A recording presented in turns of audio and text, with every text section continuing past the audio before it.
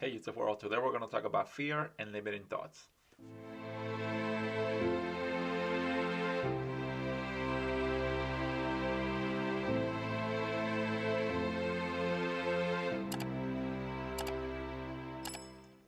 Hey, YouTube world, welcome back. My name is Armenis, and today we're going to talk about fear and limiting thoughts. Before we get into it, let's remind ourselves of the rule for this channel, which is not to accept or reject anything from the start.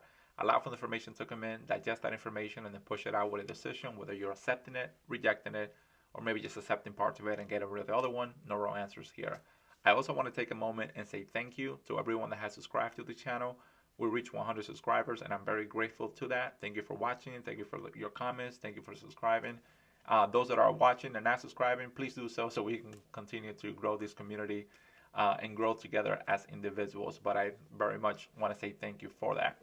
I'm also smoking one of my favorite cigars, probably one of my top one or two. I probably have to make a list at one point. But this is from Garcia and Garcia. It's one of my father's collection, Don Pepin Garcia. This is Le Bijou 1922. I hope I'm saying that right. And this one right here, I've been smoking it for years, and it's always been consistent. The flavor's always there. Have not had one of those cigars and felt that it was different, that it was not the right quality. It is made to almost perfection every time. I think it was the cigar of the year back in like 2015. It is on the stronger side, so if you are new to cigars, that may not be one that you want to start with. But if you are into cigars, you probably either had this already or heard of it. And if you haven't had it, please try it. It is definitely a juicy one.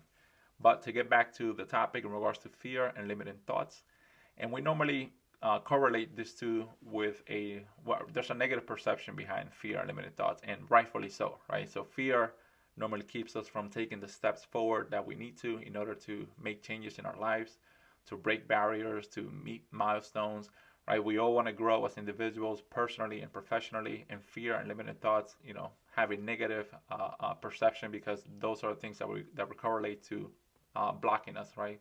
Being those roadblocks for us and not allowing us to move forward. Now, there is a quote from Jim Rohn that he says, "When you change the way you look at things, the things you look at change." I'll say that again. When you change the way you look at things, the things you look at change.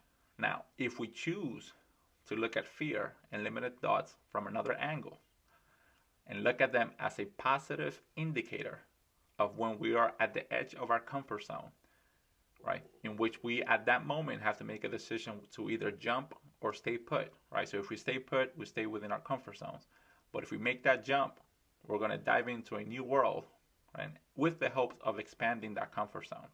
So I welcome you to look at fear and limiting thoughts as an indicator, as a positive indicator of when you are at the edge of your comfort zone, right? For me, in regards to fear, as an example, when I was first financing my first car, I was young back in 23, 24. I had made prior decisions that obviously didn't put me in the right place from a credit standpoint, right? Financially, I didn't have the same job that I have now. So, it was definitely a challenge for me to dive into a decision for me at the point as big as financing a car, especially with the conditions that I was in from a credit and financial standpoint.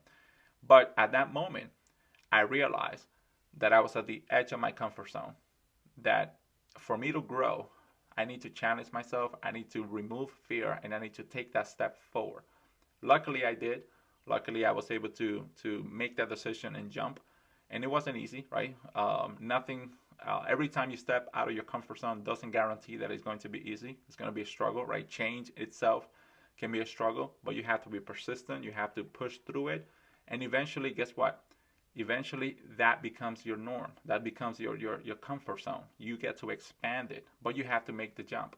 So I choose to look at fear at that point and say, well, I'm afraid because I'm not sure if I'll be able to make the payments. Okay, am I able to keep the car for the length of the financial terms? So it was kind of scary, but luckily I jumped. It turned out to be a great decision because he actually began to help me financially be more responsible, help my credit scores go up, and it resulted in a positive thing to do. Although I had to pay the price, right, for my prior decisions. The interest rate was high, but those are things that you have to deal with, right? You have to pay the price eventually for your prior decisions. But at that point, I choose to look at fear as a positive indicator. It was the same thing when I got into the house. Buying a house is a huge responsibility. It's life-altering decision for an individual, for a family. I think we could all agree on that. But at the point in which I was ready to dive into it and make that call, again, fear kicked in naturally, and you start to sort of look for reasons or excuses, or maybe just you're afraid that, how about if you're not able to keep up? How about if, God forbid, something happens with work, and now you're not able to sustain this house? It's a huge uptick in financial responsibility at the time that you do it. And it's not easy to go through it. But again, at that point I made the decision to look at fear as a indicator, as a positive indicator, that I was at the edge of my comfort zone and I needed to either jump or stay put. Luckily, I jumped. Again, went through the same cycle, right? 3, 6, 9 months of struggles, getting used to this new environment, this new world. But the beauty of it is that you get to now create that, or you get to expand your comfort zone to now cover your new, environment. So now, after a bit, it becomes part of the norm, and now you get to move on to make other decisions. So I challenge you, and I welcome you to look at fear, right, as a positive indicator. Same thing for limiting thoughts. Now, limiting thoughts, the way I see it, is not that you're afraid to make a decision, but you start to doubt yourself about, are you able to make a decision? Are you able to be part of the conversation, be part of the dialogue, right? It has happened to me at work. It has happened to me at school, when I was attending. And it's something that I still struggle with today. Like, I don't think it ever goes away. I think fear and limiting thoughts are always part of our lives, because there are, again, positive indicators that we're getting ready, or we're at the edge of our comfort zone and we have to make a decision to jump. Now, in regards to limiting thoughts, there's a very interesting point that Mel Robbins, she speaks about motivation being garbage. And if you have a chance, look into Mel Robbins to kind of get the full details of how she explains that, which I think is very interesting. But there's something that she says in regards to hesitation, which I think is correlates directly to limiting thoughts, right? So think about this. You make decisions day in and day out, hundreds of decisions, maybe thousands of decisions every day without missing a beat, right? You don't even think about it twice. You get up, brush your teeth, take a shower, put coffee on, get into work, respond to emails, make work decisions, everything that's within your comfort zone. You probably make those decisions without really thinking about it, without hesitating, without missing a beat. When it gets to a point in which you're now at the edge of your comfort zone, that to me is when hesitation kicks in. So if I'm in a meeting, for example, or if I'm part of a new strategy, and I feel like I have something to say, or something to add, something of value, but I start to hesitate, the longer I hesitate, one, the less of a chance I have to be part of the dialogue and to voice my opinion out. And then two, as I hesitate, limiting thought starts to creep in, right? They start to tell myself, maybe this is not a good idea. I shouldn't say that. I shouldn't ask this. I shouldn't make this comment, etc. So you start to doubt yourself. Limiting thought starts to come in the longer you hesitate.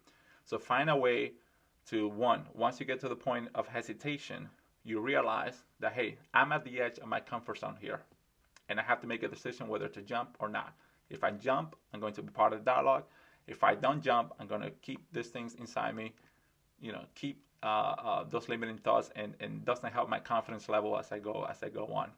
So that's my message for you today, which is to tell you, when you change the way you look at things, the things you look at change. So let's look at fear and limiting thoughts in a positive, from a positive point of view, in regards to being positive indicators on where we're ready to, or when we are at the edge of our comfort zone, and now we have to make a decision to either jump or not.